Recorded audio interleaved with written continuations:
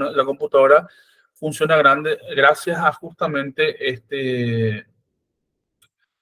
a esta remanencia de magnetización. ¿A qué se refiere con remanencia?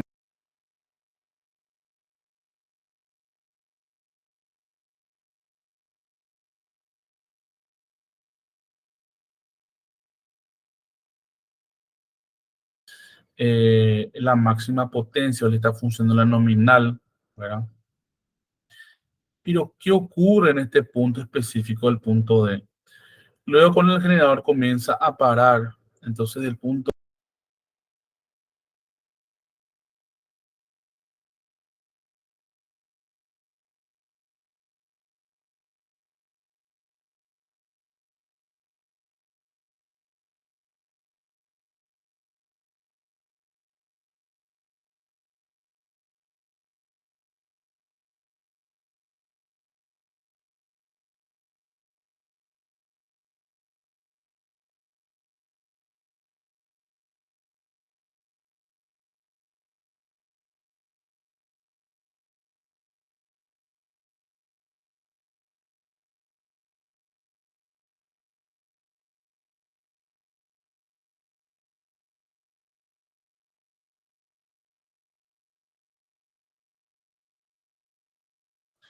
a medida que va pasando el tiempo y va aumentando justamente la carga, esto pasa a un punto C. En este punto C tenemos otra corriente de campo que sería la IF2. O sea, esto va a tener una variación de corriente, ¿verdad? O sea, el generador va partiendo de cero al inicio, después luego va al punto B, y después va al punto C. Luego el punto C, él llega hasta el punto D, que es cuando encuentra la máxima potencia, o le está funcionando la nominal, ¿verdad? Pero, ¿qué ocurre en este punto específico del punto D? Luego, cuando el generador comienza a parar, entonces del punto D, él retrocede hasta el punto E. ¿Qué ocurre? Hay una diferencia notable visible en la imagen, que el E y el C no son al mismo punto. O sea que, en teoría, si esto va del punto C al punto D, cuando esto comienza a reducir su capacidad, debería bajar la misma corriente anterior, ¿verdad? Pero ¿qué pasa? Del punto D va al punto E. Entre el punto E y el punto C hay una diferencia. Hay una diferencia de voltaje, ¿verdad? Luego esto va reduciendo más todavía y el punto E va al punto F. O sea, va al punto F y no va al punto B. ¿Por qué? Porque entre el punto F y el punto B hay una diferencia de voltaje. Luego esto retrocede y va al punto G. Y ahí es donde para. En una segunda situación podría darse que ya no partiendo de cero, él ya arranca del punto A. Y el punto A va al punto B, y el punto B va al punto C, el punto C va al punto D, y luego esto va retrocediendo de vuelta a F y va retrocediendo a G. ¿Qué ocurrió desde el inicio de los tiempos? Al inicio teníamos que esto partía de cero, ¿verdad? Esto partía de cero. Entonces, cuando hay esta imantación, ¿verdad? Lo que va ocurriendo es que hay un voltaje generado que se mantiene a partir del primer uso. En el primer uso va a partir desde el punto cero y a partir del segundo uso ya va a partir siempre del punto A. ¿Por qué? Porque entre cero y A va a haber un voltaje remanente. Esta diferencia de voltaje remanente es lo que permite que se generen grabaciones dentro del disco duro. O sea, el disco duro de una computadora, cuando es cero, ¿verdad? Cuando no se utilizó, él está neutro, ¿verdad? A partir del momento que se empieza a utilizar ese disco duro, él comienza a grabarse dentro de la placa, ¿verdad? Dentro del puerto cero, pista cero, mejor dicho, y las demás pistas, ¿verdad? Entonces, a partir de ahí, uno consigue generar una grabación dentro del disco duro, ¿verdad? Independientemente que la computadora esté apagada, independientemente que ese disco duro ya no esté energizado, ¿verdad? Y es básicamente eso, ¿verdad? Del 0 parte al B, B parte al C, al D, luego vuelve al E, luego al F y vuelve a G. Entre A y G hay una diferencia y esa misma diferencia que hay entre 0 y A. En el segundo arranque ya va partiendo el A. Básicamente eso. Conexiones para la curva de saturación. Se conecta un amperímetro en el circuito del potenciómetro, ¿verdad? El amperímetro se conecta siempre en serie, ¿verdad? Registrando la corriente que toma el campo IF. Y se conecta un voltímetro de gran sensibilidad en las terminales de la armadura para registrar el voltaje generado, eje. La relación entre este caso es la ecuación y tenemos eje, que es el voltaje generado, que es igual a phi z WP dividido 2πA. Ahora les explico qué es cada cosa. Para una armadura dada, P, Z y A son fijos. ¿Por qué P, Z y A son fijos? Porque P, Z y A son los componentes de la armadura. O sea, es como que es el número de vueltas, es como que es el área. O sea que básicamente pues lo que vamos a hacer nosotros acá es analizar el comportamiento que existe el mismo generador en diferentes circunstancias. Pero si nosotros vamos a analizar el comportamiento generador en diferentes circunstancias y vamos a relacionar un comportamiento con otro comportamiento, ¿verdad? Siempre y cuando sea el mismo generador, entonces hay constantes que no van a variar. O sea, el número de vueltas del generador, el número de vueltas de la bobina no va a variar y cosas así, ¿verdad? Entonces, por eso dice que son fijos. Y las ecuaciones se pueden escribir que eje es igual a K phi S o, en todo caso, K' es igual a phi por W. Entonces, acá lo que se hace es una mutación, por decirlo así, de la K y un cambio de la S, que hace referencia al área, por la W. Entonces dice, y para la figura 35A, a una velocidad constante, la F generada eje es igual a la K2' por phi. Ya vamos a ver la aplicación de esto en ejercicio para tener un mejor entendimiento, ¿verdad?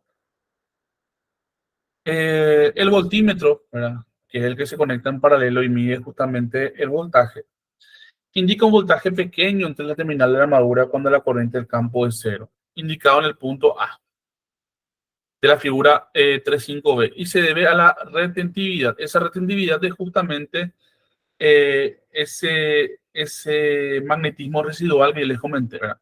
Entonces dice, y se debe a la retentividad de los polos de campo y es proporcional a la cantidad de magnetismo residual que quedó entre el hierro y la dínamo, dice la última vez que se interrumpió el funcionamiento general. Si la corriente del campo se aumenta mediante el potenciómetro de modo que se registra en la corriente IF1, el voltaje aumenta al punto B, como se ve en la figura 35B. Si la corriente se aumenta en la misma dirección hasta el punto en el que el amperímetro indica un campo igual a IF2, el voltaje generado aumentará al punto C y la figura 35B, y así el voltaje inducido que se genera aumenta en proporciones a la fuerza magnetomotriz del entrehierro producida por la corriente del campo IF-NF. Más allá del punto C, un aumento en la corriente de campo no produce un aumento proporcional en el voltaje generado. En este caso, el hierro de los polos de saturación, perdón, el hierro de los polos del campo y el núcleo vecino del circuito magnético se acerca a la saturación, por tanto, más allá del punto C, hasta D, de nuevo, es no lineal, esta vez debido al efecto de la saturación magnética. Si la corriente de campo se reduce ahora mediante el potenciómetro de la figura 35A, desde el valor IF2 hasta IF3, el voltaje generador disminuye de hasta E, que es lo que estuvimos viendo, ¿verdad? Cuyo voltaje es mayor que el correspondiente C y que las disminuciones posteriores en la corriente del campo producen mayores voltajes generados que se producen cuando está aumentando dicha corriente de campo. Esta acción es idéntica a la producida en cualquier circuito magnético que contiene un material ferromagnético. Es una propiedad del material denominada histeresis. O sea que si nosotros hablamos de histeresis, eh, es justamente el efecto generado en los materiales ferromagnéticos, ¿verdad? donde se genera justamente una magnetización residual, permitiendo justamente acumulación de energía o en todo caso de datos cuando hablamos justamente eh, de los discos duros, ¿verdad? Si se registra la velocidad en el mismo instante en que se anotan las corrientes y el voltaje de campo, se utiliza el método de la regla de tres simples para cualquier variación de la velocidad. Ejemplo 3,4. Vamos a ver los ejemplos.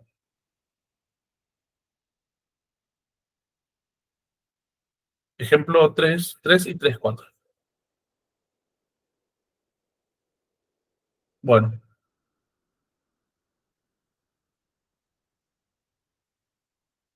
ejemplo 3,3. Calcular suponiendo la excitación del campo constante. El voltaje sin carga de un generador con excitación separada, cuyo voltaje de la armadura es 150 volt a la velocidad de 1800 RPM. Dice, ¿cuándo? Dice, la velocidad aumenta en 2000 RPM. Opción A. Opción B, cuando la velocidad disminuye en 1600 RPM. O sea que, si tomamos la ecuación que habíamos visto, vimos que eje es igual a K2' por S o eje es igual a K por phi, dependiendo de cuál es el valor que nos da. En este caso, cuando nos da S, ¿qué es la S? La S hace referencia a la velocidad en la que funciona. Entonces, en este caso, como nos da una velocidad variable, nos habla de velocidad 1800 RPM y luego nos habla de una velocidad siendo 2000. Entonces vamos a utilizar la ecuación eje es igual a K2' por S, ¿verdad? Entonces, eje es igual a K2' por S, excitación de campo constante. Entonces, dice justamente la teoría que lo que se hace básicamente es una regla de tres. Donde tenemos eje, tenemos la E final. ¿Qué es la E final? La E final es, ¿qué cosa? La E final es el voltaje generado final, ¿verdad? Dividido la E origen, que es el voltaje original, o sea, el voltaje generado inicial. E final, el voltaje generado final. E origen es el voltaje generado inicial. ¿Y qué es la S? La S es la velocidad de giro del motor final dividido la velocidad de giro del motor inicial. La E se mide en volt y la S se mide en RPM. Entonces, al hacer la regla de tres, ¿qué tenemos nosotros? Nosotros tenemos que calcular suponiendo la excitación de campo constante sin carga de un generador con excitación separada, cuyo voltaje en la armadura es 150. O sea, 150 es nuestro voltaje generado inicial.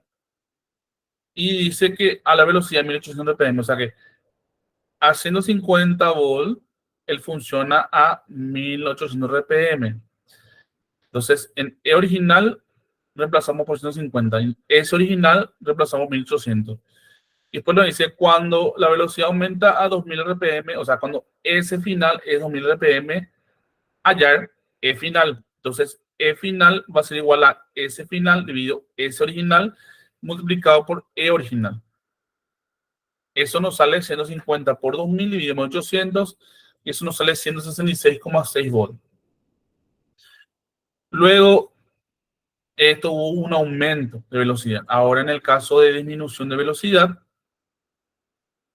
y si nos damos cuenta, cuando hubo un aumento de velocidad, ¿qué ocurrió con el voltaje? El voltaje que era 150 volts pasa a 166 volts. O sea que el voltaje es directamente proporcional a el número de RPM. O sea, cuanto mayor sea el RPM, eso va a hacer que el motor funcione más acelerado y eso va a hacer que se produzca mayor cantidad de voltaje, ¿verdad?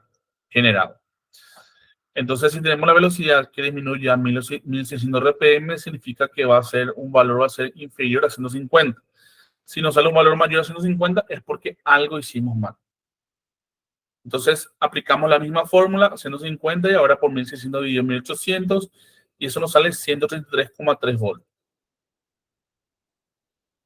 Ejercicio 3,4. Ejemplo 3,4. Para obtener una curva de magnetización a la velocidad constante 1200 RPM, o sea, si nosotros queremos una curva de magnetización a una velocidad constante de 1200 RPM, se anotaron los siguientes valores de voltaje. Esto cuando se conecta justamente un voltímetro en paralelo, así como explicó justamente en la parte teórica. Dice, cuando varió la velocidad en 64.3 volt a 1205 RPM. Luego en 82.9 volt a 1194 RPM. Y en 162,3 volt varió a 1202 RPM. Entonces dice, ¿qué correcciones se debe hacer en los datos antes de graficar? Entonces, ¿qué es lo que hace el ejercicio? Es lo que quiere hallar es justamente, ¿verdad? Él nos da, él nos da justamente, él nos da justamente el RPM inicial. Vamos a mirar un poquitito. No, claro. Él lo que quiere es considerando una magnetización de velocidad constante. O sea que 1200 RPM es la final. Bueno, él quiere para obtener una pura magnetización a la velocidad constante. O sea que la S final va a ser 1200. ¿Verdad? La S final va a ser 1200 y la original va a variar entre 1205, 1194 y 1202, ¿verdad? Y vamos a considerar justamente esta velocidad, perdón, esta, esta energía generada al origen de 64.3, 82.9 y 162.3 y vamos a hallar justamente el voltaje generado en 1200 RPM. O sea que básicamente es lo siguiente. Dice, para obtener una curva de magnetización a la velocidad constante de 1200 RPM, se anotaron los siguientes valores de voltaje cuando varió la velocidad. O sea, básicamente, cuando la velocidad fue de 64.3 a 1205 RPM, yo quiero saber justamente cuál es el voltaje generado en 1200 RPM. Entonces, 1200 RPM va a ser justamente nuestra velocidad final y esa velocidad final va a tener variaciones. Va a tener variaciones en el voltaje generado final, ¿verdad? Porque existen diferentes regulaciones. Entonces, en el voltaje generado final, que él le llama E1, el voltaje inicial es 64.3 y se multiplica por el RPM a 1200 dividido en 1250 y eso sale 64 volt a 1200 RPM. Ahora lo mismo teniendo en cuenta 62.9 y 1194 a 1200 RPM, ese voltaje generado va a ser 83.3. Y luego a 162,3 volt a 1202 RPM, ese E final va a ser 162 volt a 1200 RPM. Entonces, esa sería la variación justamente. Bueno, fantástico. Avanzamos.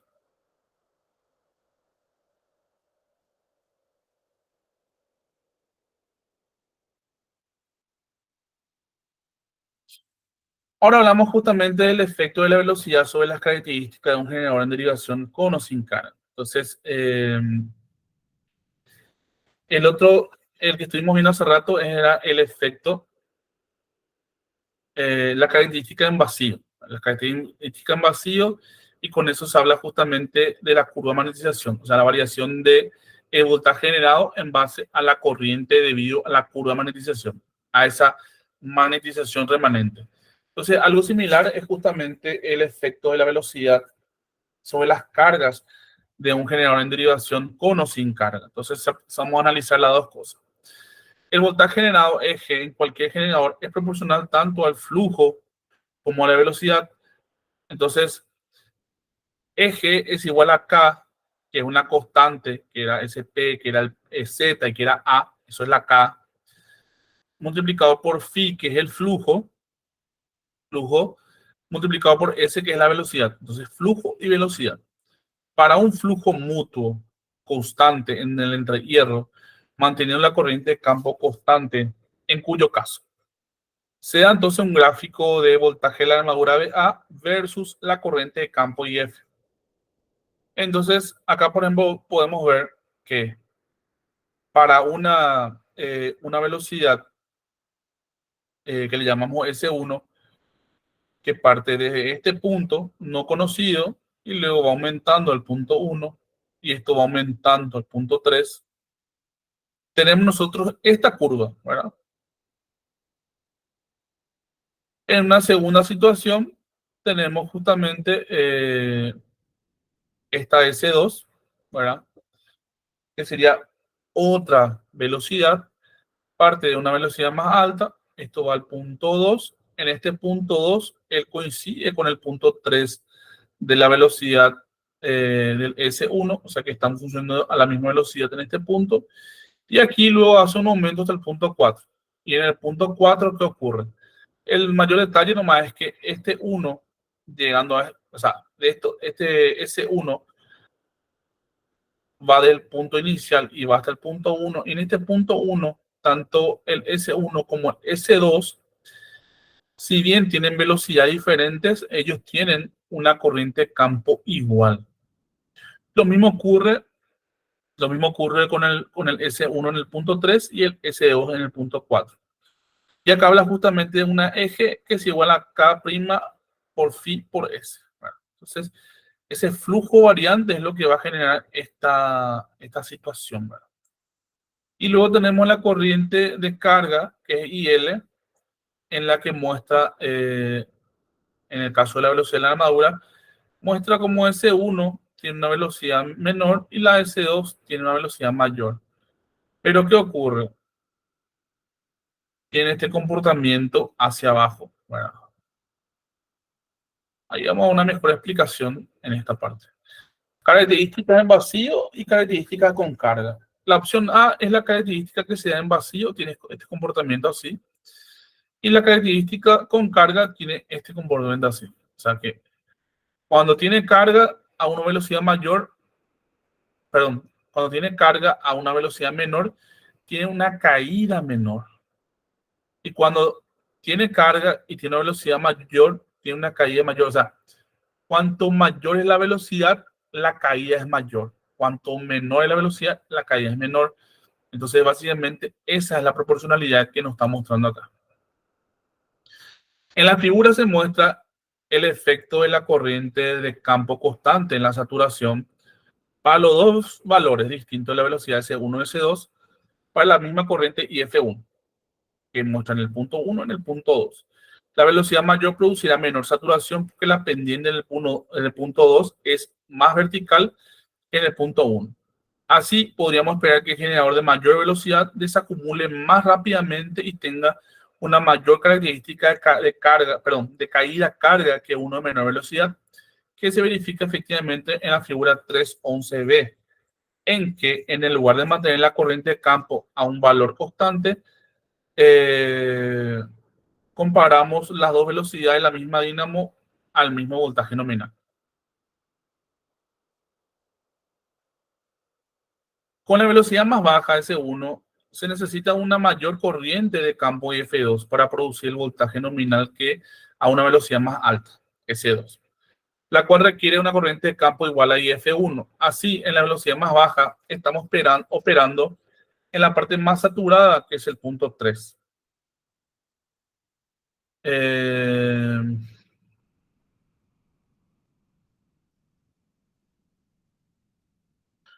de la curva de magnetización. Mientras que a la velocidad más alta trabajamos en la parte menos saturada de dicha curva, que es el punto 2. Por tanto, en el voltaje nominal que se muestra en la figura 311b, la velocidad más baja producirá una curva característica carga-voltaje más satisfactoria. Si la velocidad del primotor decae, entonces tiende a mejorar la regulación de voltaje del generador en derivación. Si además, debido a la disminución de la velocidad y la reducción del voltaje entre terminales, regresamos al valor original de voltaje aumentando la corriente de campo, se mejora todavía más la regulación de voltaje como resultado de mayor saturación del campo. Regulación de voltaje en un generador.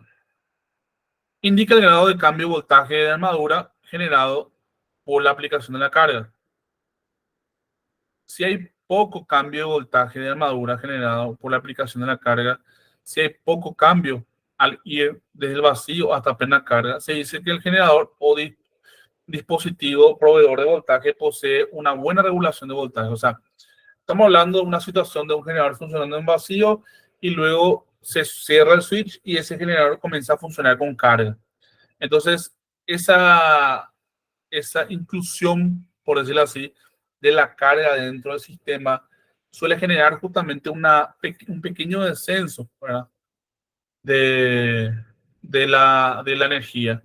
Entonces, eso se da justamente a una situación llamada regulación. O sea, si él está bien regulado, significa que independientemente que se conecte la carga o no, el descenso va a ser muy pequeño, ¿verdad? En el caso que el descenso sea muy grande, significa que está desregulado, ¿verdad? Eso es algo que se tiene que solucionar. Si el voltaje cambia mucho con la carga, se considera que aquel tiene una mala o pobre regulación de voltaje. La regulación de voltaje se define como el cambio de voltaje que ocurre al ir desde el vacío o sin carga hasta plena carga, expresado por el porcentaje de voltaje nominal de terminales. Voltaje de la armadura a plena carga, es decir, RB, que es la regulación porcentual de voltaje, BN1 menos BF1 por 100 dividido BF1, donde BF1 es el voltaje terminal a plena carga, ¿verdad?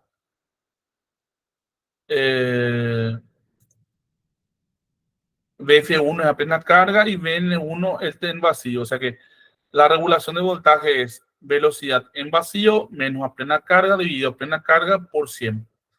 Entonces, en vacío menos a plena carga debería ser un número que dividiendo por BF1 nos daría un número con regulación de voltaje alto. Si está bien regulado. Y si la regulación de voltaje es bajo, es porque está mal regulado. Tenemos acá entonces los ejemplos 3.6 y 3.7. Vamos a mirar un poquito.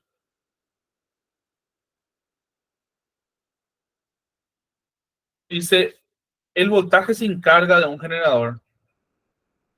El voltaje sin carga de un generador en derivación es 135 volts y su voltaje apenas carga es de 125. Calcular la regulación porcentual. O sea, tenemos que BR haciendo referencia a variación, o sea, regulación de voltaje o voltaje regulado, ¿verdad? Entonces, BR es la regulación de voltaje, es igual al voltaje inicial menos la nominal dividido la nominal por 100. Voltaje inicial dice que es 125 y su voltaje apenas carga, que es cuando está con la nominal, es 125. Entonces tenemos 135 menos la nominal, que es 125, dividido la nominal, que es 125, por 100, nos da BR8. Entonces, el voltaje sin carga en generador en derivación es 125 y apenas carga es 125. La regulación es 8%. Habíamos dicho qué cosa. Habíamos dicho que la regulación se define como el cambio de voltaje que ocurre desde el vacío sin carga hasta plena carga, expresando porcentaje de nominal nada. Ok, si hay poco cambio de voltaje de la armadura generado por la aplicación de carga, si hay poco cambio desde ir de vacío hasta plena carga, si dice generador o dispositivo proveedor de voltaje posee una buena regulación. O sea que si entre sin carga y a plena carga es bajo el voltaje, entonces tiene una muy buena regulación. Entonces, en el ejemplo anterior, en el ejemplo del ejercicio nos da que la regulación de voltaje es de 8%. O sea, 8% es una buena regulación. Estamos hablando que entre sin y con carga hay apenas una diferencia de 8%. O sea, estamos hablando de una buena regulación de voltaje. Y luego el siguiente ejercicio nos dice lo siguiente, ¿verdad? El 3.7. La regulación porcentual de RB ya es de 10.5. O sea, que ya nos da justamente nuestra regulación de voltaje siendo 10.5. Para un generador de derivación de 250, calcule el voltaje generado en vacío. O sea que el vacío sería el voltaje inicial, ¿verdad? Entonces lo que se hace es justamente un despeje en el que teníamos que BR es igual a B sub 0 menos BN dividido BN por 100.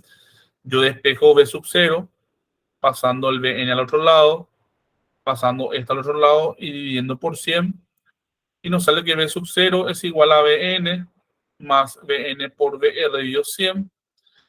Y si ponemos en factor común BN igual a 1 más BR dividido 100, tenemos 250 más 1 más 10.5 dividido 100, eso nos sale 216.3. O sea que pasa de 250 a 296,3 y esto tendría una regulación de 10,5. O sea, la regulación todavía es bastante buena. Una mala regulación, estaríamos hablando de una regulación del 20%, ¿verdad? De repente 15, 16, 17%, pero siempre y cuando se mantenga entre 8, 10, 12%, está bien regulado.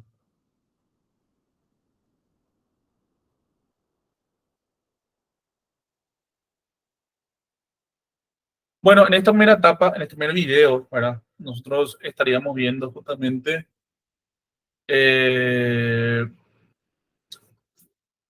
esta culminación, ¿verdad? De la primera etapa del capítulo uno, que habla sobre las características en vacío, un generador de corriente directa, habla de las características de un generador con una excitación separada, este, habla de lo que sería el efecto de la velocidad sobre las características de un generador en derivación, con o sin carga, ¿verdad? Cómo eso se ve afectado, ¿verdad?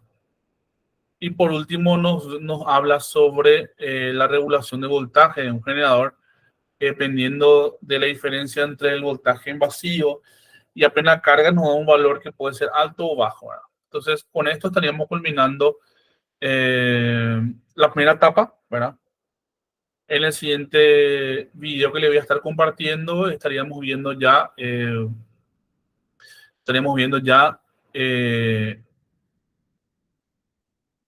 el motor de corriente directa, características, que sería justamente nuestro capítulo número 2.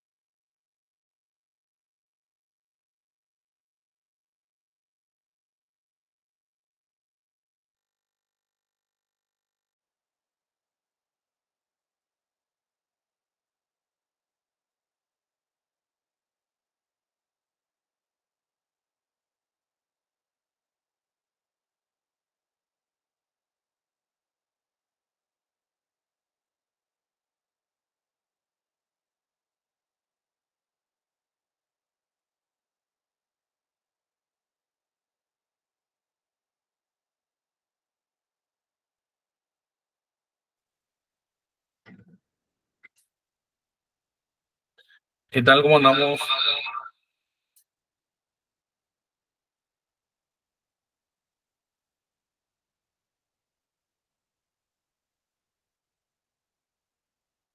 Hola.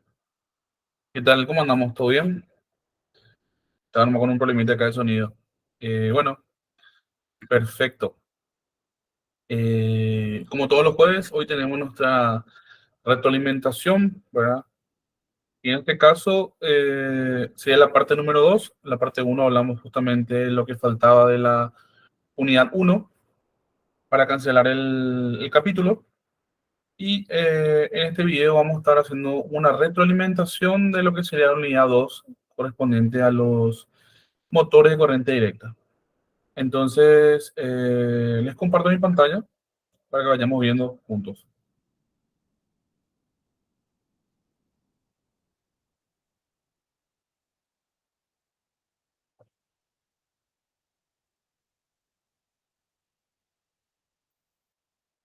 Bueno, con respecto a los motores, vamos a estar ingresando acá un poquitito.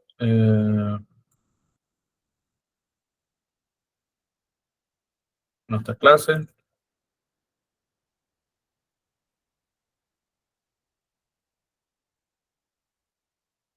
máquina eléctrica 2 teoría, ¿verdad?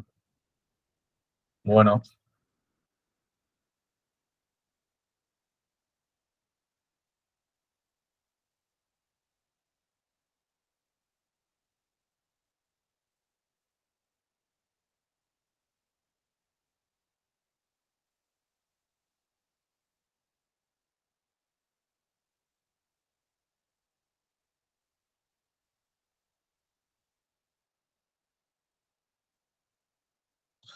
bueno, perfecto. Entonces arrancamos con la retroalimentación de motores de corriente directa. Cuando hablamos de motor de corriente directa, hablamos del funcionamiento de lo que sería un par. Cuando hablamos del par, estamos hablando siempre de la aplicación de una fuerza relacionada a una distancia específica. ¿Por qué? Porque cuando hablamos de motor de corriente directa, eh, el estudio se registra o se basa en no en el análisis del motor en cuestión, sino que lo que el motor quiere específicamente producir, ¿verdad? Entonces, cuando uno analiza este motor, uno debe relacionarse con, eh, uno debe relacionarse exclusivamente con lo que sería la parte constructiva, ¿verdad? Cuando analizamos la parte constructiva, vemos lo que serían las características de estos motores y dice justamente que el par electromagnético se desarrolla, un ratito voy a cerrar esto.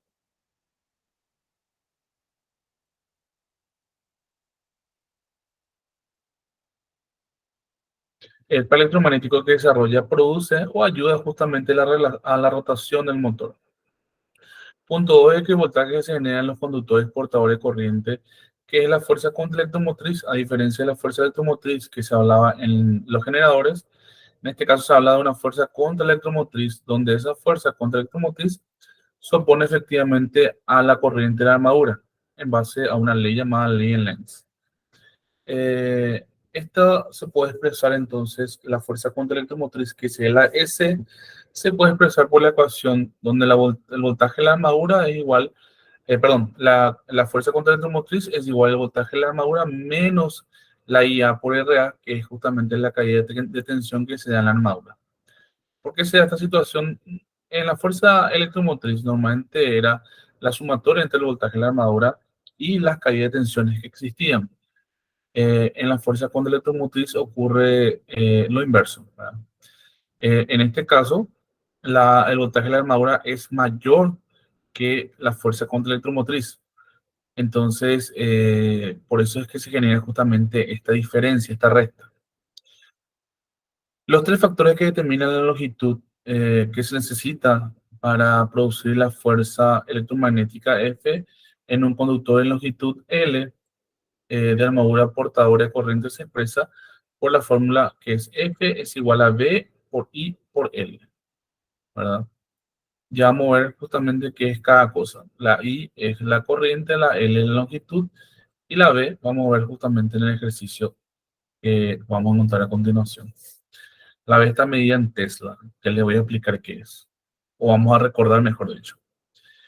Se puede determinar la dirección de la fuerza electromagnética, entonces por la ley de la mano izquierda, que hace referencia justamente al movimiento que se da de la corriente con respecto a la fuerza, ¿verdad? Entonces, en este caso tenemos dos polaridades, sur y norte, en el que por el sur se nota que el ingreso de la corriente que va a pasar, esto sería justamente una bobina de una sola espira, que a modo de análisis, ¿verdad? Entonces, en esto se nota el ingreso de la corriente por el lado sur, luego llega al centro de la rotación, donde va a generar justamente un cambio de sentido y luego vuelve a salir por el norte. Si analizamos el punto B, que sería el par desarrollado en una espira, nosotros tenemos acá que la vista de frente, ¿verdad? Tenemos que esta X en realidad es la cola de la cruz, ¿verdad? Porque se dice que la corriente en este punto es entrante y por ende, al tener una corriente entrante, se dice que tenemos una fuerza, ¿verdad? Que es tangencial, que apunta para arriba. Cuando esto va hasta el centro de rotación, esto se invierte el sentido, ¿verdad? Entonces, él pasa a ser la punta de la flecha o pasa a ser saliente y la fuerza hacia abajo ya en el polo norte, o en la polaridad norte, mejor dicho, ¿verdad? Y esto siempre está a una distancia R del centro total de rotación.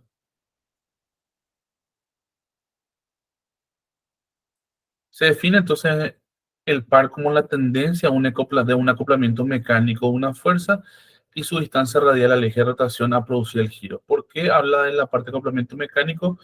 Porque de la misma forma que cuando nosotros analizamos la parte de generadores, nosotros relacionamos con la parte de eléctrica. Cuando hablamos de motores eléctricos tenemos que hacer relación con la parte mecánica. ¿Por qué? Porque el generador lo que hace es, a través de una estructura mecánica, de produce energía eléctrica. Y el motor lo que hace es, a través de una estructura eléctrica, de produce una energía mecánica. Entonces, ahí es donde hay la transferencia de eléctrica mecánica y de mecánica eléctrica, ¿no?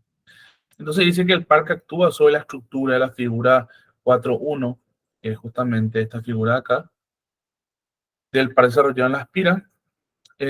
Dice lo siguiente, es la suma de los productos de F1R y F2R, que son los pares, ¿verdad?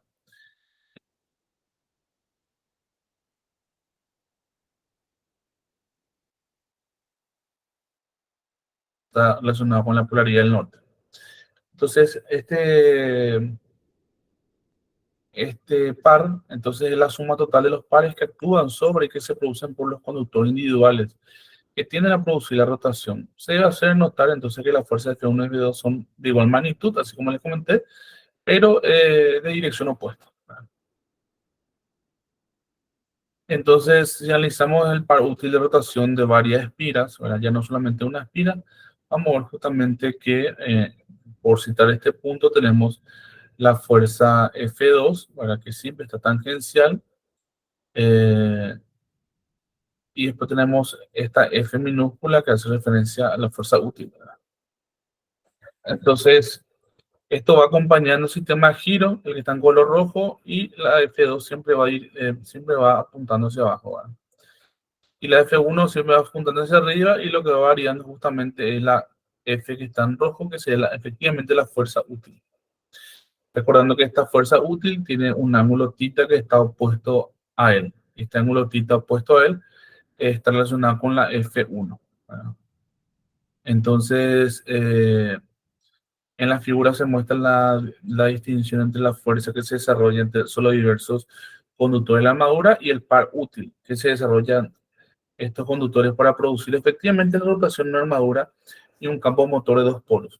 La componente útil de la fuerza desarrollada es la F, o sea, la F entonces es igual a la F mayúscula por seno del ángulo θ, ¿verdad? Donde la F mayúscula es la fuerza desarrollada sobre cada conductor y el θ es el complemento del ángulo creado por la fuerza F desarrollado sobre el conductor Y la fuerza útil es justamente la F minúscula, que es la fuerza tangencial a la periferia de la armadura.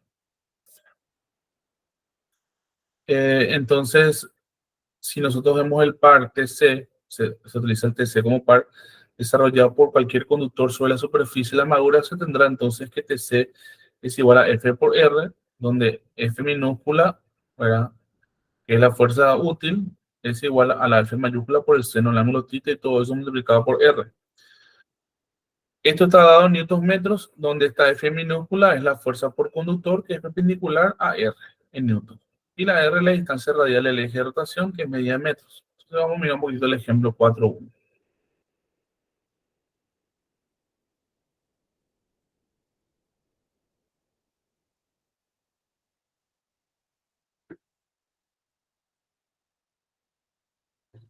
Eh, ejemplo 4.1, 4.1 acá está. Dice el ejemplo 4.1 dice la bobina de una espira de la figura 4.2, que es la figura que vimos nosotros acá abajo. Figura 4.2 es la figura que está acá, que sería un par útil de varias espiras. Entonces dice la bobina de una espira, ¿verdad?, de la figura 4.2, dice que descansa en una armadura de 0.5 metros de diámetro. Entonces la armadura tiene 0.5 metros de diámetro, tiene 0.25 metros de radio. Teniendo una longitud axial que es de 60 centímetros, sería la longitud axial de 0.6 metros. En un campo cuya densidad de flujo es igual a 0.4 Tesla, entonces ahí vemos justamente que era la B. La B, que habíamos hablado al inicio, es la densidad del flujo y se mide en Tesla. En este caso 0.4. Y dice que cuando pasa una corriente de 25 amperes por la bobina, y es justamente calcular la fuerza que se desarrolla en cada lado de la bobina. La fuerza útil en el instante en que la bobina queda a un ángulo de 60 grados con respecto al eje de la referencia interpolar. Y el C es, dice, el par que se desarrolla en newton metros. Entonces, tenemos que A dice F es igual a B por I por L, que es igual a 0.4 por 25 por 0.6. Eso nos sale la fuerza es igual a 6 newton. La fuerza útil es igual a F por seno de tita, de la F es 6 newton y el seno de tita es seno 60. Entonces la F es 5.2 newton. Y luego nos pide el par que se desarrolla en newton metros, donde el par este C, que es igual a F por R minúscula, eso es 5.2 por 0.25 metros, y eso nos sale 1.3 newton metros. Eh, un segundito, voy a...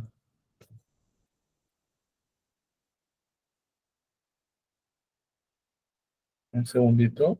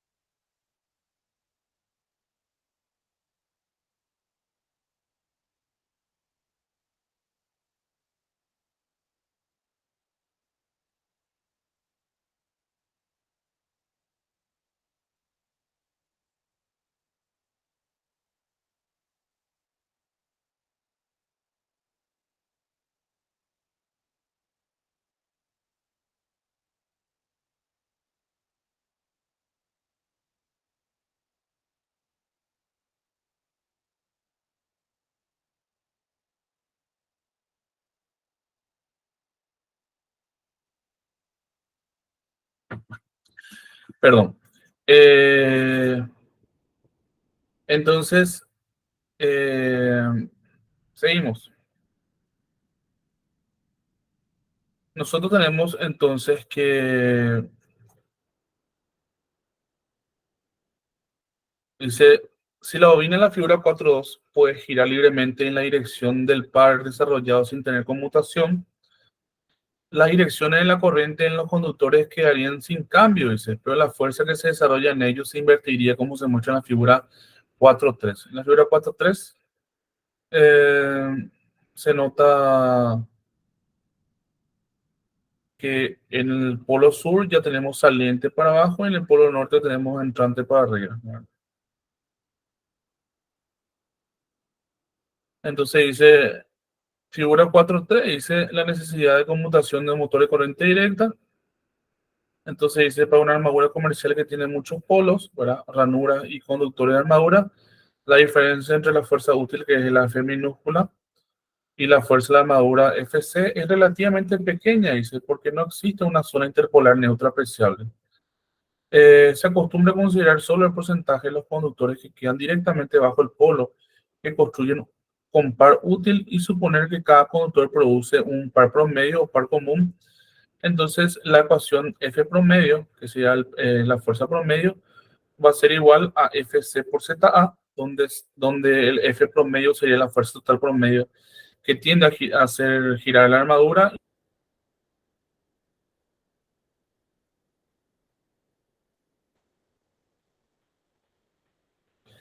Cuando hablamos de ecuaciones fundamentales del par en un motor de corriente directa, hablamos de, teniendo en cuenta que la corriente de la armadura por conductor es la I, entonces la I es igual a I dividido A, ¿verdad? Entonces, el par total desarrollado por la armadura es como sigue. Tenemos entonces que el par es igual a B por IA, donde B es la densidad del flujo, la IA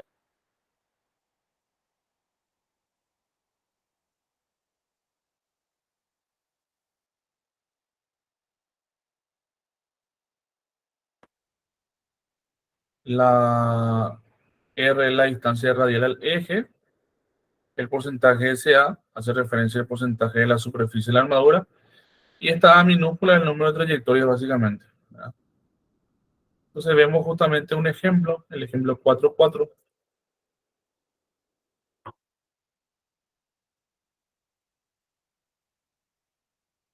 Dice calcular el par total desarrollado por la armadura de un motor de corriente directa que tiene las siguientes especificaciones.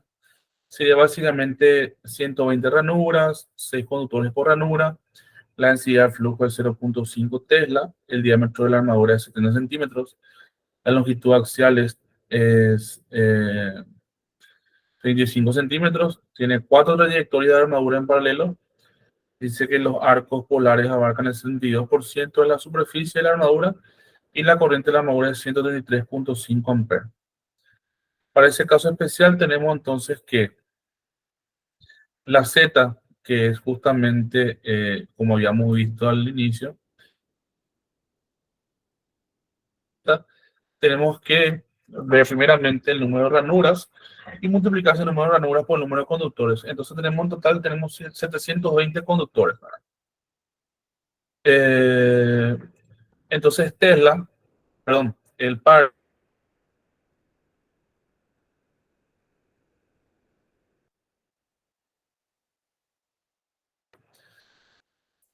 entonces el par tenemos que es igual a 0.5 Tesla por 133.5 amperes por 0.35 metros, que es la distancia axial, multiplicado por 720, que es nuestra Z, dividido por 0.35, que sería justamente el radio, que es la mitad del diámetro que nos da en el ejercicio. Eso se divide por 4, porque dice que existen 4 trayectorias de armadura, y todo eso se multiplica por 0.72, siendo 0.72 justamente el 72% de la superficie de la armadura, que es la que es ocupada por los arcos, ¿verdad? Todo eso nos sale en 1059.7 newton metros.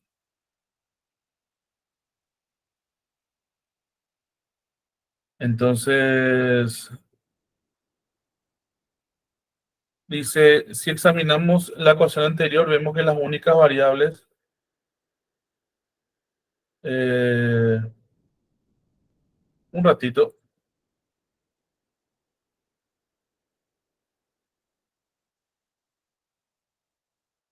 un segundito.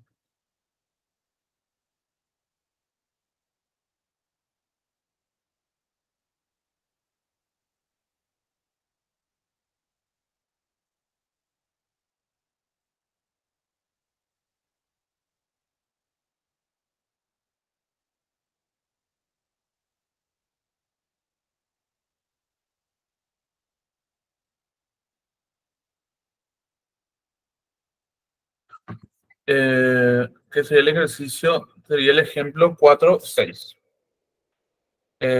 Nos dice lo siguiente que si examinamos la ecuación anterior, vemos que las únicas variables posibles son la IA en la armadura y la densidad del flujo. O sea, la corriente de la armadura y la densidad del flujo son las únicas variables y el resto es constante, ¿verdad? O sea, constante es el número total de vueltas, la distancia radial, el número de trayectoria, el porcentaje de superficie.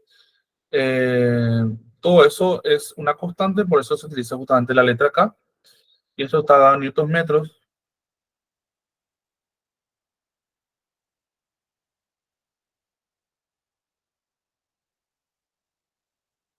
Eh,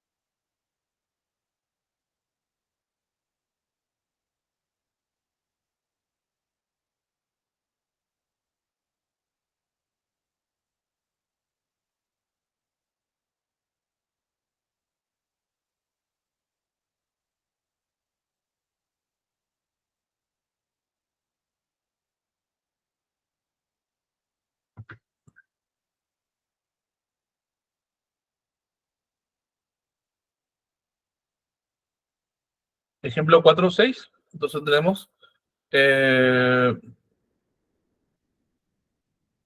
dice lo siguiente. Un motor de corriente directa desarrolla un par de 150 newtons metros y se sujeta a una reducción del 10% en el flujo de campo, lo cual produce, dice, un aumento del 50% de la corriente de armadura. Calcular el par nuevo que se produce como resultado del cambio de flujo de campo. Entonces, para ese caso especial, pues lo siguiente, tenemos la condición original que tomamos como el 100%, por eso utilizamos 1. La corriente IA tomamos como 1 también, ¿verdad? Y tenemos el momento que, según dice, para ese caso de 150 newtons metros, ¿verdad? Para el estado nuevo tenemos entonces una reducción del 10%, entonces pasa de 1, pasa a 0.9, o sea, de 100% pasa a 90%, y luego se tiene un aumento de 50% en la corriente de armadura, o sea que pasa de 1, pasa a 1.5. Entonces, ¿Cómo sería ese profe que pasa a 0,9?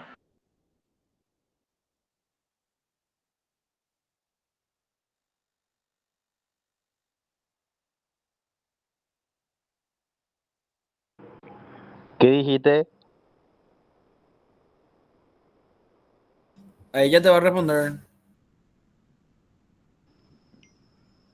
Lo que grabó, hoy te va a responder, compañero. Cálmense, chicos.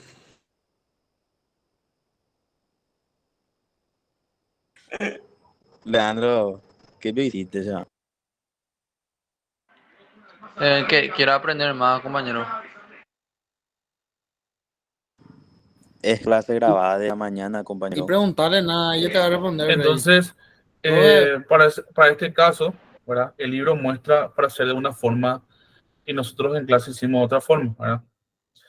Básicamente, lo que plantea, básicamente lo que plantea es que para el momento 1 tenemos el K phi I por IAI, o sea, tenemos la constante y tenemos el flujo inicial y la corriente inicial, ¿verdad? Y en el caso de que queramos ya el par nuevo, tenemos la constante K, tenemos un flujo final y una corriente final. Entonces, este flujo final pasa a ser en realidad 0.9 de flujo inicial. Entonces, eso es lo que se reemplaza acá. Lo que nosotros hicimos en clase es esta K', nosotros pusimos, despejamos, ¿verdad? Despejamos la K' y despejamos también en esta ecuación 2 la K'. Entonces, igualamos K' con K'. Entonces, nos sale esta relación donde el par final es igual al par inicial multiplicado por 0.9 del flujo inicial multiplicado por 1.5 de la corriente inicial. Eso se divide por el flujo inicial multiplicado por la corriente inicial. Y eso sale 202,5 newton metros.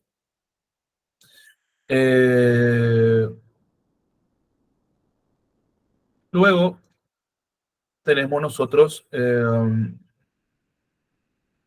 la velocidad del motor como función de la fuerza contraelectromotriz y de flujo.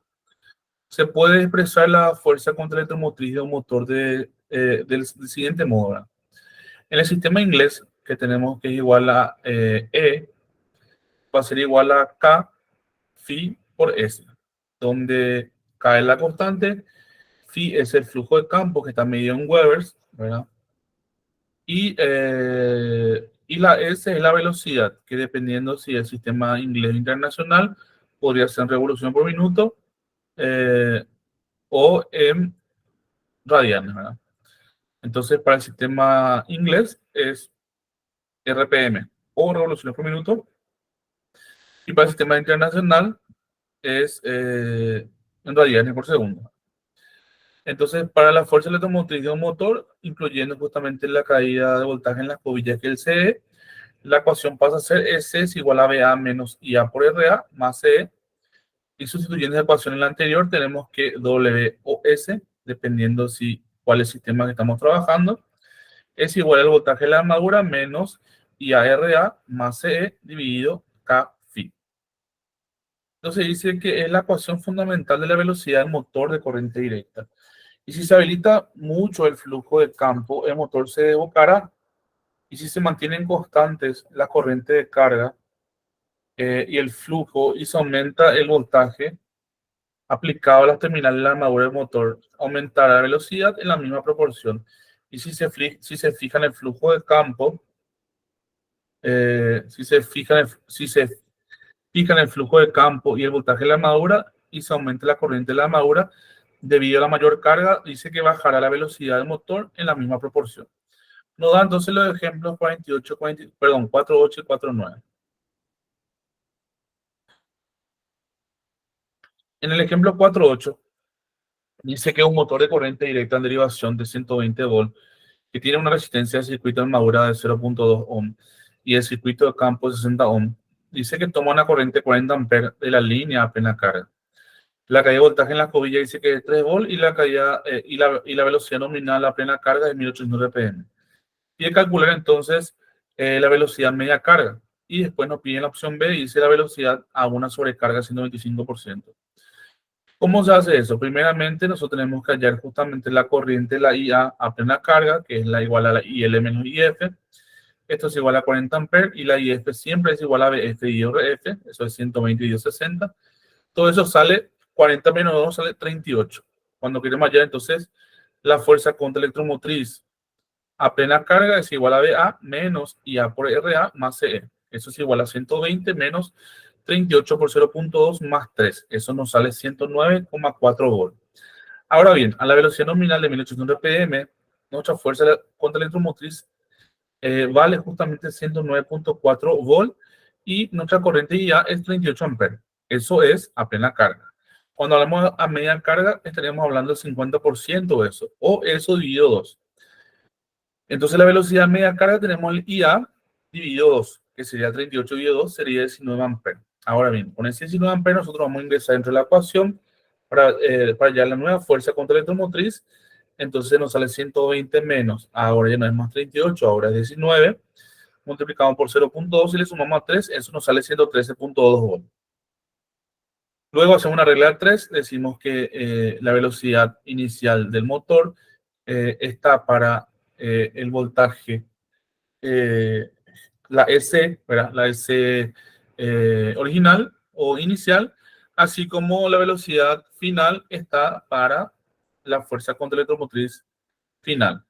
Entonces hacemos esa relación y nos sale que la S final es igual a 1800 por 113.2 dividido 109,4. Entonces hallamos que a plena carga, perdón, a media carga, nuestra velocidad pasa de 1800 RPM, pasa a 1863. Entonces, a media carga, él está a 1863 RPM. Entonces tenemos que haciendo 25%, que es nuestra sobrecarga, tenemos que nuestra corriente ya es 38 amperes. Y si queremos ya haciendo 25%, tenemos que multiplicar por 1.25. Eso nos sale 47.5 amperes. Entonces la fuerza contra electromotriz es la diferencia entre el voltaje de la armadura menos la corriente de la armadura multiplicado por la resistencia de la armadura más la caída de tensión en la escobilla. Todo eso es igual entonces a 120 menos 47.5 por 0.2 más 3. Eso nos sale 107.5 volt. O sea, tenemos que la velocidad, la nueva velocidad para una sobrecarga del 125% es igual a 1800 por 107.5 dividido 109.4 y nos sale 1769 RPM. En el ejemplo 4.9 dice que el motor del ejemplo anterior se carga temporalmente a una línea de 66 amperes y dice que para producir el par necesario el flujo de campo se aumenta un 12%. Para ello se disminuye la resistencia del circuito de armadura de campo, perdón, circuito de campo a 50 ohm y nos pide calcular la velocidad del motor. Entonces, IL pasa a ser ahora 66 amperes y la RF pasa a ser ahora 50. Entonces, la IA nos sale entonces 63.6 amperes. Y la fuerza contra electromotriz sería de 104.3 volt. Ahora bien, si yo quiero hallar, teniendo en cuenta la constante K y tomando como las variables el flujo y la fuerza contra electromotriz que varía en el instante que se toma la corriente de 66 amperes y que se toma eh, también una resistencia de campo de 50 ohm. Entonces, lo que yo pongo como variable en este caso es la fuerza contra electromotriz y pongo como variable también la diferencia de flujo que hay de 1 a 1.12, o sea, de 100 a 112%. Y eso me sale 1532 RPM. Este ejercicio nosotros lo hicimos también en clase.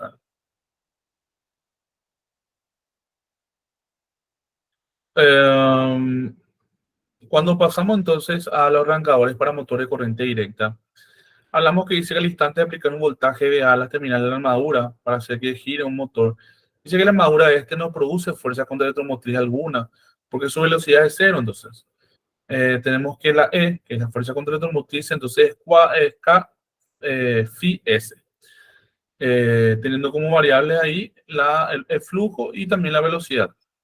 Los únicos factores que limitan la corriente son la caída de voltaje en la escobilla de la armadura CE y la resistencia del circuito de la armadura RA, ya que en condiciones normales ninguno de ellos es mayor que el 10% o 15% de voltaje de VA aplicado a la armadura. La sobrecarga es muchas veces más grande que la corriente nominal en la armadura, como se demuestra en el siguiente ejemplo. Nos muestra entonces ejemplo 4.12.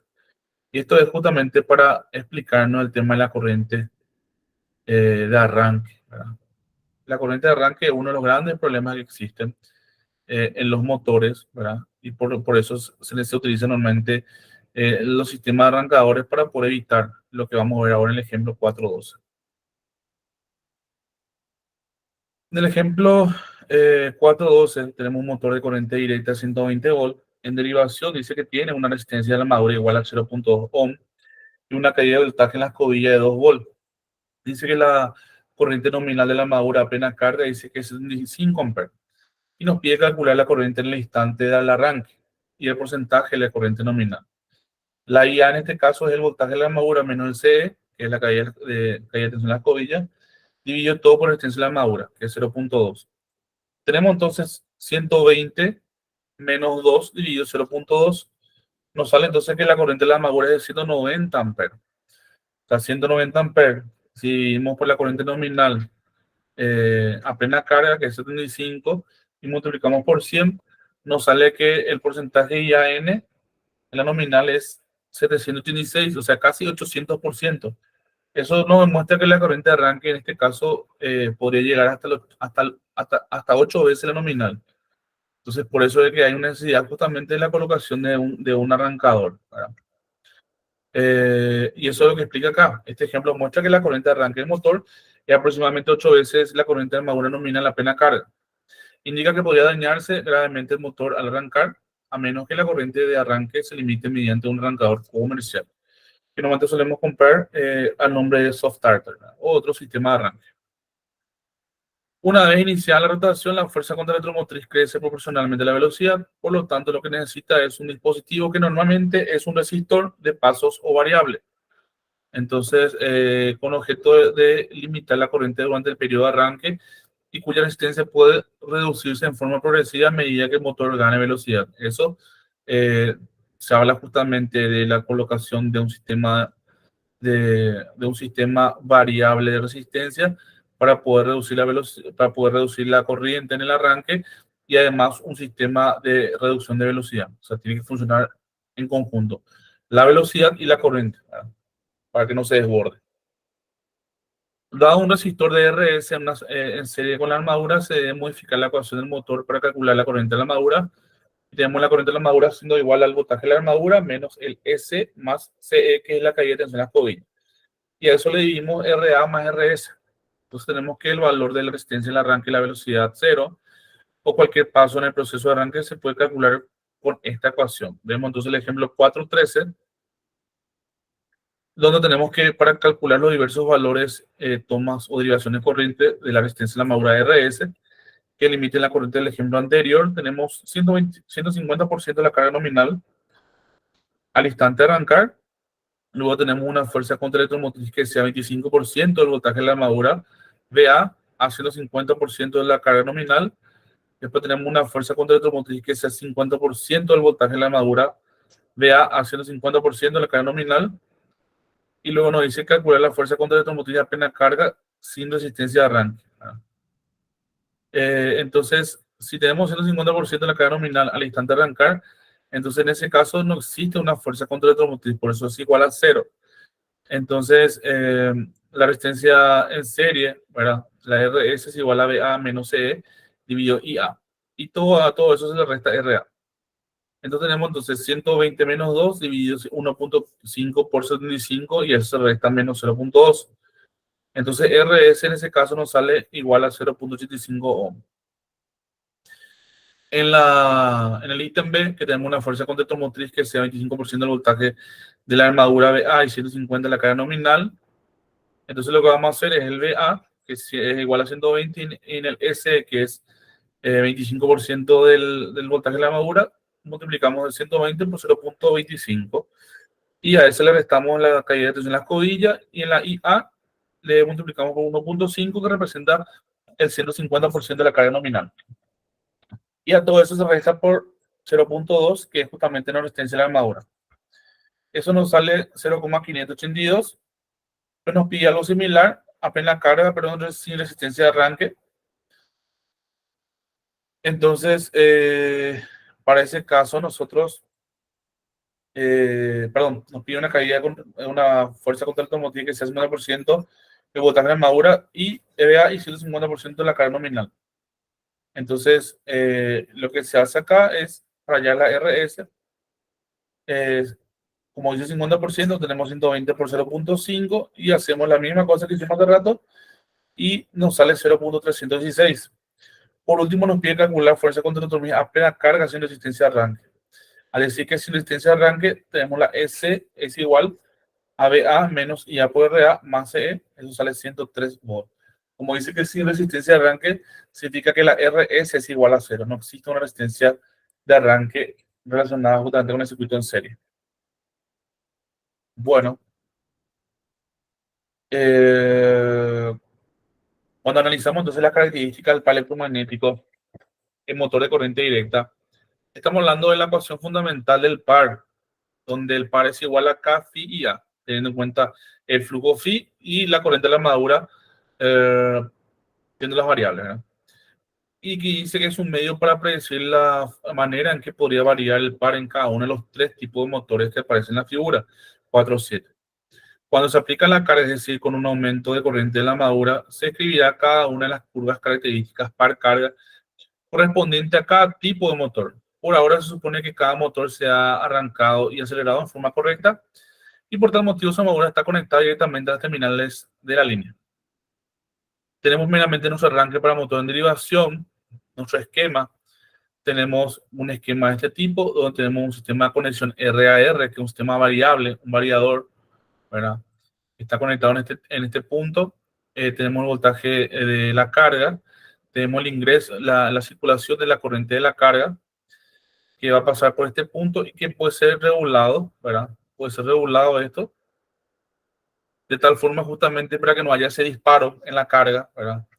Para que cuando se active justamente el disparo, ese tema las 8 veces las nominales, uno pueda regular acá para que eso no repercuta en nuestro motor, ¿verdad? Entonces, en este caso particular, hay una regulación en este punto, ¿verdad? Tenemos acá nuestro voltaje en la armadura. El voltaje en la armadura va a variar de acuerdo a la regulación y acá tenemos la circulación de la corriente de la armadura. Y tenemos nuestra IF que va a estar circulando en este punto en un reóstato de ajuste de velocidad, porque así como tenemos un ajuste de la corriente, ¿verdad? Tenemos que tener también un ajuste de la velocidad, ¿verdad? Entonces tenemos nuestro campo en derivación. Del ítem B tenemos lo que sería un arrancador para motores en serie. Tenemos igual nuestro voltaje de campo acá, nuestra circulación de nuestra corriente IL, nuestro sistema de resistor variable de arranque, y tenemos la conexión de la carga en este punto, y a todo esto se le conecta una resistencia RS que tiene un diversor, ¿verdad? Para poder ir regulando justamente el paso de la misma forma. El arrancador para motor compuesto, tenemos este esquema en el que tenemos la corriente IL que va a pasar por el variador. Acá tenemos la corriente de campo y tenemos la corriente de la armadura que va a circular, y esto de vuelta se vuelve a unir y se convierte en la corriente de la carga. Y esto llegando acá, tenemos un circuito que en serie, un diversor, y esto se divide en corriente IS y en corriente ID.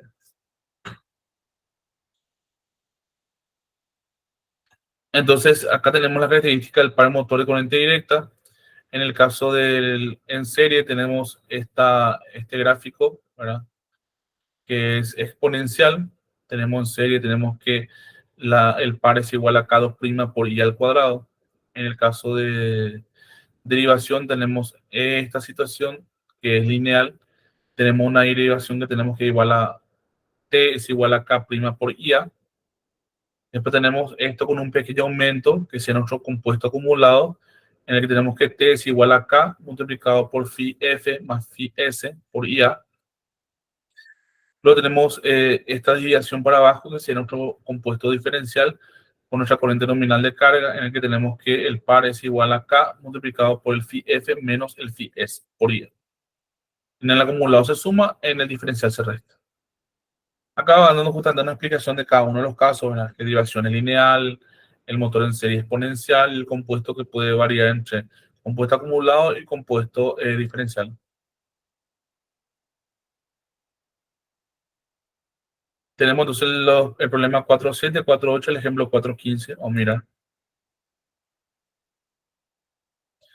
Problema 4.7, tenemos un motor en derivación de corriente directa de 200 volts, que dice que desarrolla un par de 54 Nm, y cuando la corriente nominal es de 10 amperes, nos pide calcular el par. Entonces, tenemos la corriente, tenemos el par.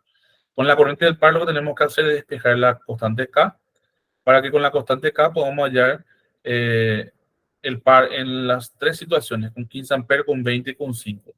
Una vez que hallamos el par, que es la diferencia, hallamos la constante K, que es el par dividido IA, que nos sale 5.4 Nm ampere. Esto nosotros vamos a ingresar para las corrientes de 15, 20 y 5 amperes y nos va a salir 81, 108 y 27 Nm.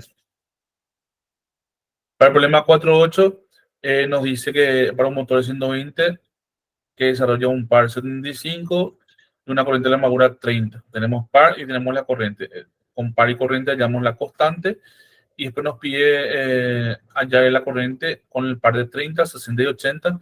Entonces lo que hacemos es despejamos el par, nos sale 2.5 y con ese par nosotros hallamos la corriente en un par de 30, un par de 60 y un par de 80. Nos sale 12, 24 y 32 amperes. Por último, nos pide hallar un motor, ejemplo 415, nos da un motor de corriente directa que toma 25 amperes de corriente y desarrolla un par de 120 y nos pide calcular el par cuando la corriente aumenta a 30 amperes y si el campo no está saturado. Si el campo no está saturado significa que no hay variación del flujo. En la opción B dice que el par cuando la corriente aumenta a 30 amperes y el aumento genera un aumento de 10% del flujo. Entonces, en este caso sí ya está saturado. Cuando estamos hablando en C, estamos hablando entonces de esta fórmula, porque ya es exponencial, ya no es lineal. Entonces, nuevamente, el mismo criterio, hallamos K, siendo igual la diferencia entre el par y la corriente de la madura, pero esto al cuadrado, y eso nos sale 0,192 Nm al cuadrado. Cuando queremos hallar el par, entonces ingresamos con 30 amperes al cuadrado, nos sale 192,8, al decir que no está saturado. Pero como en el B ya nos dice que existe una saturación que genera un aumento de 10% del flujo, tenemos que hacer nuevamente un estudio de las variables en el que relacionamos el par actual con el par final, el flujo inicial con el flujo final y la corriente de la madura inicial con la final. Igualamos la K nuevamente y nos sale que el par final es 158.4 Nm.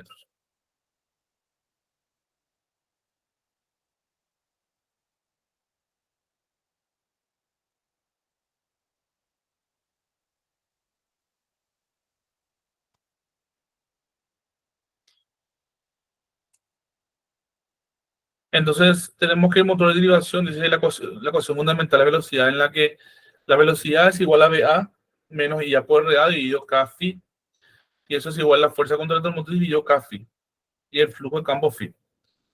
Y al aplicar una carga mecánica al eje de la madura disminuye la fuerza contra el motor de 20%, de sin la carga hasta plena carga, es decir, de 0.25 a 1.095. Y la velocidad disminuye en forma proporcional, la velocidad del motor es esencialmente constante. En serie, dice que esta es la fórmula, S es igual a BA menos IA por A más RS dividido K por phi. Entonces dice que como el flujo de este hierro producido por el campo en serie es proporcional sobre la corriente de armadura, se tiene que, entonces la velocidad es igual a BA menos IA por RA más RS dividido K' por IA. Esta parte ya no está desarrollada, esta parte ya nosotros no llegamos a desarrollar en clase.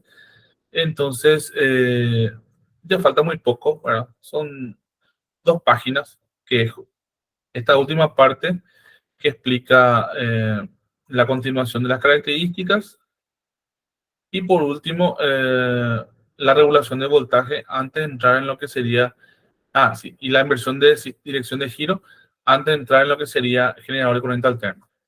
Entonces, vamos a desarrollar hasta acá, hasta lo que estuvimos viendo en clase, porque las clases de los jueves son clases de retroalimentación, entonces no vamos a superar lo que ya desarrollamos en clase, porque me gustaría desarrollar, sí, en clase de forma presencial lo que falta, y después ya arrancar a partir de la próxima semana, arrancar con lo que sería el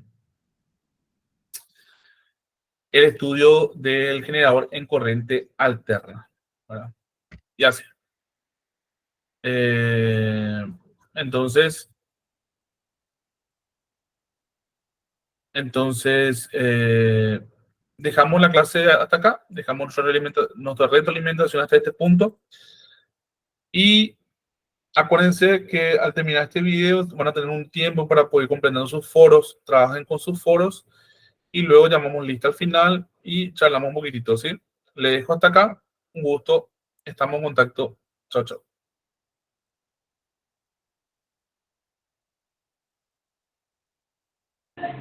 Ajá.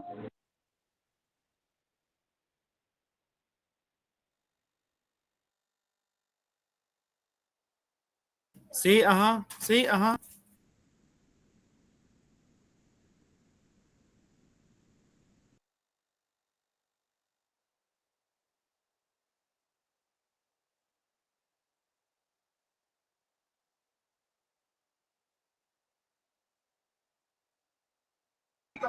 Presente.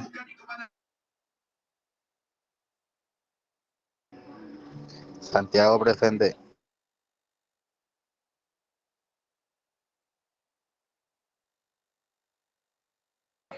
Vamos a respetar. Ahora puedes preguntar, Leandro. No, yo no quiero. amigo, por favor. Aprende a leer, chico.